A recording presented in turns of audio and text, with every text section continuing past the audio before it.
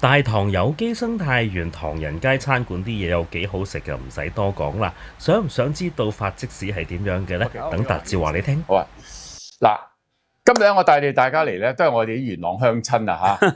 梁福元福元哥喺身邊，嗱，佢哋好犀利嘅，佢哋幾兄弟咧，就喺幾多10年前，係咪30年啊？40年啦，40年啊！哇！我上次食25年嘅啫，慶祝嗰次係25週年，30週年啦，30週年，30週年啦，30週年。但係你之前有預備嘅功夫啊啲嘢啦，40年前開發㗎啦呢度，40年前喺佢哋鄉下，就呢度咧係元朗大棠嘅地方咧。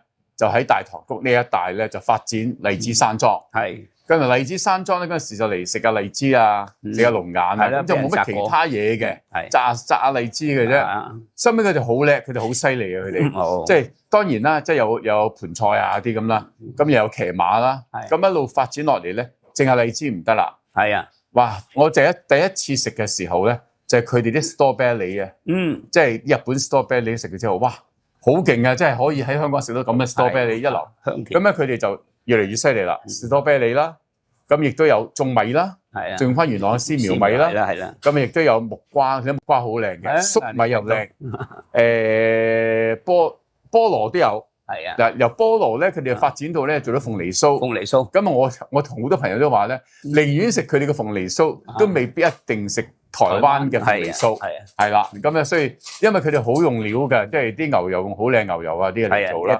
咁咧而且咧，除此之外咧，咁亦都咧佢哋摘呢個番茄仔，有冬瓜有得摘，係啊，又有咧呢個 passion fruit，係啦，呢個百香果，百香果啦，係啊，咁所以佢哋係越香水檸檬啊，最香水檸檬係啦，陣間我哋就會即係呢個檸檬茶啊，有呢個手打檸檬茶，咁啊即係。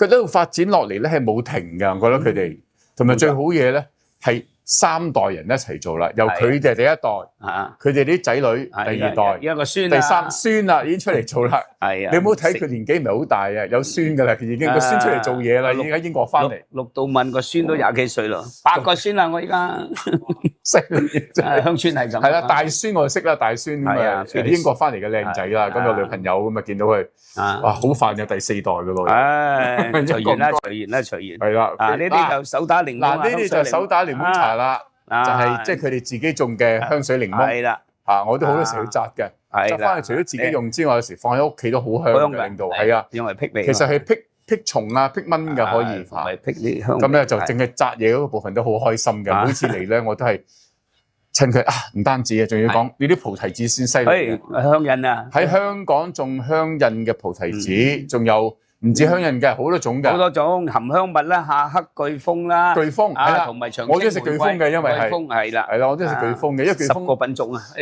因為好似咧人哋話咧，即係食肉咧係要新鮮先好食咧，因為咧你過咗氣嘅肉咧，啲肉嘅即係冇個鮮味肉類咧係冇咗鮮味之外咧，冇咗底層有一種膠質你係冇咗嘅，係啊，咁咧但係咧食生果原來都一樣嘅，係啊，食巨峰提子咧。就係個皮下邊咧係有一層潤滑劑嘅。嗱，如果你係喺外國嚟到香港先食嗰啲咧，係冇咗噶啦，因為嗰啲係佢養分，佢自己喺過程嚟嘅時候咧，佢自己要食翻埋佢個養分啦。係啦，咁咧最新鮮養分未食完咧，咁我哋就可以食得到啦。冇錯，咁咧就繼續發展點咧？會。咁依家多元化不進則退。嗱，有賽馬場有啦，而家新嘅賽馬場。係啊，新嘅賽馬場啦，啱啱入口咗英國幾隻馬仔嗰啲 pony 仔啊，pony 仔俾細佬哥學。今年馬年啊嘛。哦，OK。今日咪有應節，同埋呢個龍馬精神哦。你拍咗影咗相未啊？同嗰啲馬仔。拍咗。跟住你同啲孫一齊啊，咁一齊騎住。孫喺度啊。係啊。哦，佢哋屋企嘅，即係佢哋下一代人咧，都好多係識騎馬嘅，好叻㗎都係。嗯。係啊。所以你咁多年咧，阿 William 啦，你睇佢名時裝設計師，其實係飲食。咁啊飲食嚟講咧，係我哋嘅為食，佢係講去揾啲美食。咁啊，尤其是鄉村呢啲隱世美食，好似我哋嘅荔枝柴燒雞。2年前佢同阿鄭伊薇嚟到試過呢個燒雞，哇！喺電視嗰度講荔枝柴燒雞。仲係話天下第一燒雞，我又唔敢當。但係咧 ，Annis 咧好嘢嘅，謝燕薇咧，咁啊即係佢拍呢個無線嗰個美食新聞頻道咧，佢第一輯就即刻殺入嚟元朗拍。好可惜咧，當時咧我就喺外國，我唔喺香港。係啊，所以咧佢拍咗4輯咧，就係有3輯我都唔喺度，但係我介紹佢嘅。咁咧就其中一輯華嫂嗰輯咧，就我最後一輯咧就係我出現啦，我自己一齊拍。咁咧，但係 Agnes 就好中意佢嘅燒雞。哇！你話佢讚到係點咧？淨係有咩人因為睇完之後佢介紹嚟睇嚟食啊？呢一個燒雞咧，真係咧，佢臨嬲尾嗰度喺度講話，哇！食過香港最靚嘅燒雞，仲話天下第一燒雞，我都唔敢當。但係咧，嗰啲廣告效力真係犀利，連嗰啲連前特首啊，同埋局長啊嗰啲人咧慕名嚟食，慕名而嚟啊！嗰啲人嚟食過之後咧，變咗咧，哇！不斷嘅，即係嗰次出咗之後咧，呢2年咧都紅到爆。我哋一年燒4萬幾個。哇！4萬幾隻雞，嗰啲燒雞係咩雞啊？呢隻係呢個係龍門胡鬚雞，胡鬚雞幾百個呢個雞嘅品種咧係挑選到呢個。但每一隻咧唔係好重嘅啫，你做嗰啲係2斤1兩，係走地120日，所以咧，哇！呢一個燒雞咧變咗咧，全香港依家好多外國人翻到嚟香港都特登嚟呢度食嘅要啊，甚至乎食完之後咧，速遞咧去到將軍澳，我見過一個咧，佢中意食燒雞嚟過之後咧，啊300幾蚊嘅 Coco Van 送隻燒雞去將軍澳食，啊呢一個真係人哋佢應該咁嘅，佢應該包埋，好似我聽講咧。即係有啲豪宅啦，咁啊佢哋即係啲即係啲住客，大家都識嘅。係咁咧就同即係俾貼通告。係我哋幾時訂呢個元朗唐人街嘅荔枝炭燒糕啊？燒雞又話俾你睇睇啲炭，我解釋俾你聽咩叫荔枝炭啊！一陣間。咁咧就一齊咧，唔係一個人，佢哋整棟大廈一齊集體嚟訂，喺過時過節嘅時候訂。咁咧佢哋即係整個高高 van 嚟去送咧，一講咧成8隻嘅一棟大廈。好犀利！所以咧，喺九龍啊，有個君臨天下嗰度啊，個屋苑，佢每個有幾次咧都會集體網購，每次網購都幾十隻，嗰度落我打個 Coco Van 半個鐘頭送到去，大家人攞隻翻屋企食，咁樣或者喺會所，咁咧呢2年都行順。同埋你哋嘅荔枝炭燒雞好犀利咧，就係唔係話淨係喺呢度食熱嘅時候先好食。你送咗出去咧，1個鐘頭之內都非常好食。係啦，係啊，啲皮依然脆好勁嘅。仲有雞汁啊！嗱，陣間咧我哋多得啊，啲食家同埋阿 William 嗰啲啊，所以阿福元哥講完之後咧，佢趕段時間出去鄉議局開會，係咁咧就等我食燒雞，好啊，等你哋去感受下我食燒雞個感覺係點啊！好，OK。福元哥問多一句啊，除咗燒雞之外咧 ，William 未平時仲要食咩添㗎？會叫乜嘢？最中意嚟到每次水庫魚啊，我中意食。呢度咧啲水庫魚係鯇魚，係攞啲井水咧釣過嘅，養咗地下水啊，呢度有地下水㗎。地下水冇污染嘅地下水，今日瘦身，即係人咁瘦完身之後咧，哇！嗰啲肉質啊各方面咧冇泥味咧，係佢最欣賞㗎啦。係嗱，你點整啊？佢就係咩啦？嗰啲古法啊，有肉絲啦、冬菇絲啦，同埋呢個梅菜啦，佢最中意呢種。嗱，我哋呢度仲有咧，就係用埋荔枝炭，係烤羊啊！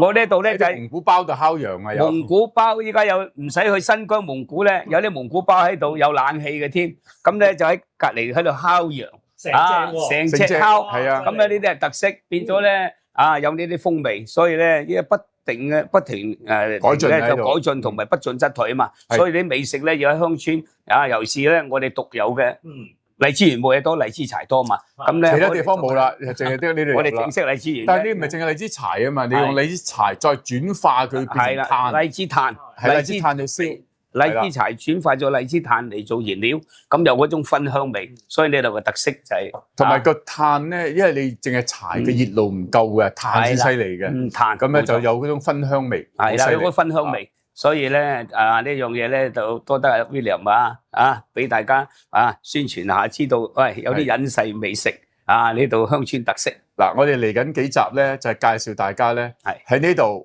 整個呢個荔枝山莊啊，大理呢度咧，佢而家叫做大棠有機生物園啦，叫做即係好犀利，佢淨係驗證有機嗰啲嘢。所以咧，我哋做啲有機食品同埋健康冇化學肥種嘅有機食品，所以我哋係全香港最大嗰個有機生態園，成1000幾2000畝咧，係唔同嘅有機種植啦，同埋食品嗰啲嘢啦，我哋要追求咧呢個環保持續發展健康嘅食品，所以咧呢樣先係我哋嘅目標。所以我哋陣間咧帶你哋咧食之外，享受食，睇下我哋點食之外咧，都帶你睇下園區，睇下邊啲地方種咩生果啊，有羊有馬，邊啲望下有孔雀啊，啲咩嘢？有啲動植物啊，教育啊，同埋環保啊呢啲咧係金山銀山不如綠水青山啊嘛，所以咧我哋要食啲健康食品。呢度係一個好重要嘅，而家變咗一個教育基地嚟嘅。係啊，冇錯。俾啲學生嚟呢度感受下大自然，感受下動物。而家好多學生唔知道動物係乜嘢嚟㗎嘛。我哋咧今年30週年啦，開放建設呢個園咧超過40年，我哋已經接待過咧一年咧有60-70萬遊客啦。你話30年，香港有一半嘅市民嘅童年都係喺我哋呢度度過嘅，因為學校啲中小學校旅行團所以咧大家先可以重遊下，同埋個演變同埋個發展咯。係啊，我會逐樣介紹俾你哋㗎啦。好 ，OK， 多謝。 Thank you， 唔該晒。